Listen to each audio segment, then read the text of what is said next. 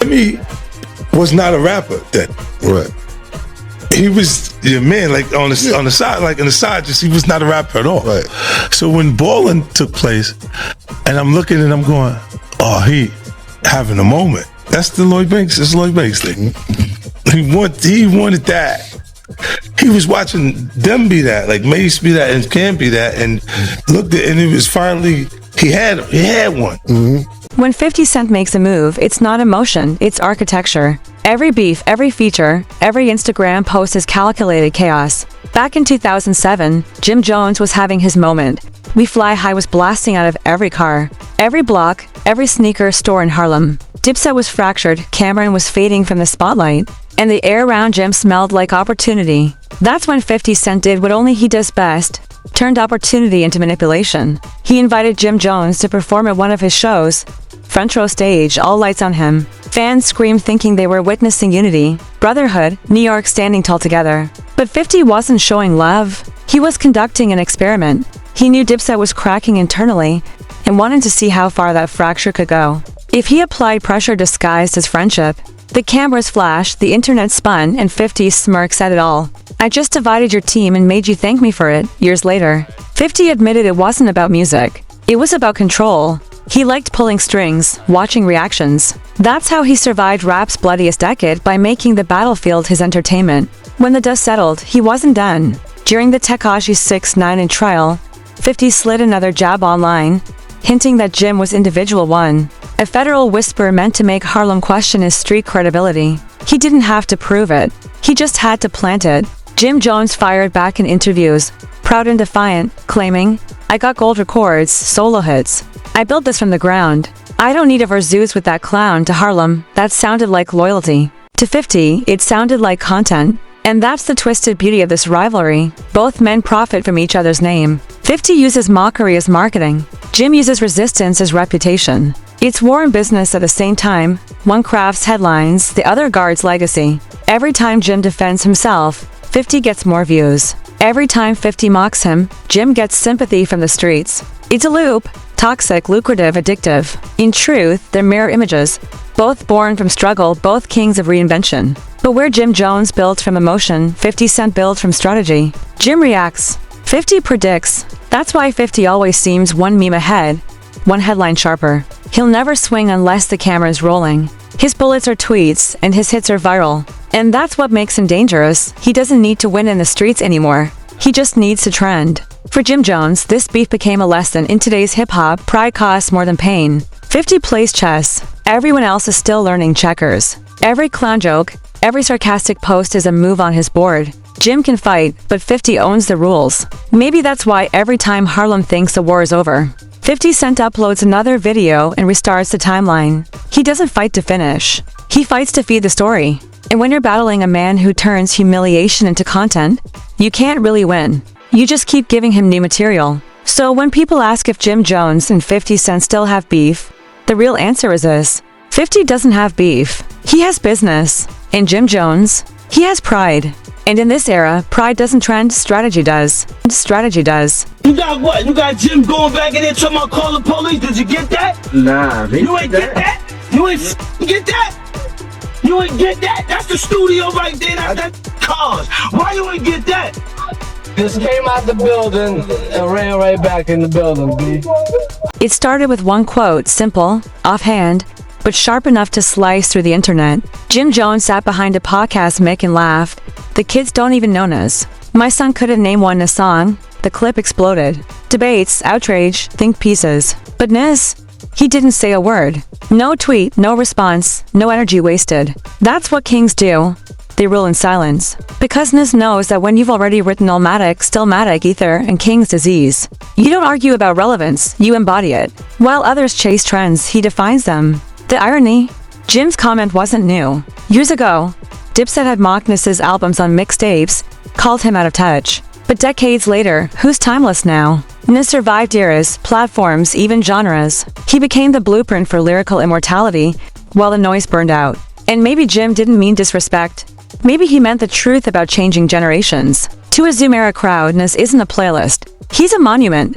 But monuments don't need marketing. They wait. And eventually, everyone comes to take pictures. When you watch Nas move now, quiet, poised, investing in tech, winning Grammys 30 years in, you realize silence isn't weakness. It's luxury. He doesn't need to respond. The culture responds for him. Jim wanted engagement. Nas exists beyond engagement. One lives for the moment, the other is the moment. So the real lesson is simple. You can trend for a day or you can last for decades. But you can't do both at once. Nas chose forever. And forever doesn't argue with temporary. That's it. That's ballin'. Alright. I guess men lie, women lie. The numbers don't. It's over for that ballin'. It's my turn. Brooklyn! I wear a mean dark pair of shades, and you can't see my eyes unless my head is bent. When Rockefeller cracked, New York split down the middle. Dame Dash held Harlem. Jay-Z claimed the kingdom. Jim Jones, loyal to Dame, wore that loyalty like armor. Then Jay made his move. He took Jim's anthem We Fly High, flipped it, renamed it Brooklyn High, and dropped bars that sounded like polite executions. Men lie, women lie. Numbers don't. It was more than a remix, it was dominance. Jay didn't shout. He rearranged the record to remind Harlem that money talks louder than borough pride. Jim laughed publicly, saying he gave me free spins. But even that hustle talk couldn't hide the sting. Because when a giant stands on your song, you don't compete. You become part of his playlist. Then came the interview that froze the city. Who is Jim Jones? Jay smirked. He's not on anyone's top 10 list. No classics, no hardware, boom, no diss track, just deletion. Jay's calm was lethal. Jim's anger was human. Harlem shouted back, proud but wounded. Years later, both songs live on, Ballin echoes at every game. Brooklyn High still rides nostalgia playlists. Jay won the numbers. Jim won the neighborhood. One ruled the skyscrapers. One ruled the stoops. Different currencies. Same hunger. And maybe that's why they both survived. In New York, you don't have to kill your rival. You just have to outlast him. Jay did it with silence. Jim did it with stubbornness. Together they wrote one of hip-hop's purest lessons. Sometimes a low blow still builds your legend. Your legend. Maybe he wanted to make some money or something. So when I found out he just wanted to hang out, I was like, nah, you know, that ain't really my speed. I don't hang out like that. Then I met Yen.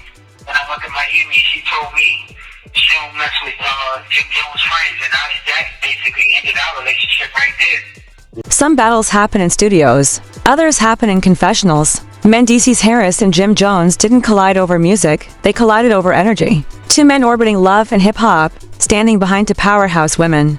Yandy Smith and Chrissy Lampkin, whose rivalry turned VH1 into a war zone. What started as distant tension became myth when Mendeecees claimed Jim got loud, got scared, then crawled under a car. Harlem couldn't believe it. The internet turned it into legend, looping that image of Capo hiding in headlights. Then Jim responded, calm, almost spiritual. You know me, he said. Camera or no camera, disrespect gets handled. He framed it as restraint, not retreat. To truth's one spotlight. Mendeecees is calculated, business-minded, a survivor of real walls and cells. Jim is emotional, reactive, built from instinct. When they met, it was gasoline and spark. But behind the gossip lies the theme, image. Love and hip-hop turns pride into plot lines, masculinity into marketing. When Mendeecees called Jim a civilian, it wasn't just shade, it was identity theft. For a rapper whose name depends on toughness, that label burns deeper than any punch. Yet both men played their roles.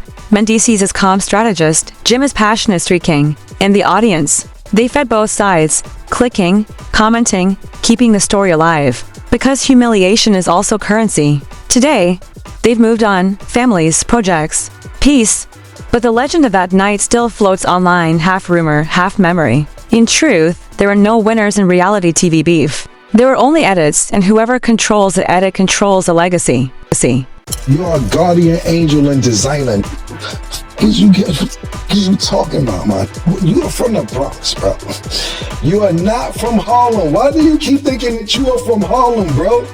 You are not from Harlem. I did not grow up with you, man. Before Dipset became an empire of swagger, it was a friendship. Cameron and Jim Jones, to Harlem Dreamers, who built an entire aesthetic from confidence alone. Pink furs, big chains, slang that reshaped rap culture. They made Harlem glow. But power doesn't share easily. Success stretched loyalty thin until one day Kim spoke the truth as only Harlem poets can. Cold and precise. Jim Jones isn't even from Harlem, he said. He's a Bronx kid. Ma Dollery taught him how to rap. It was more than insult.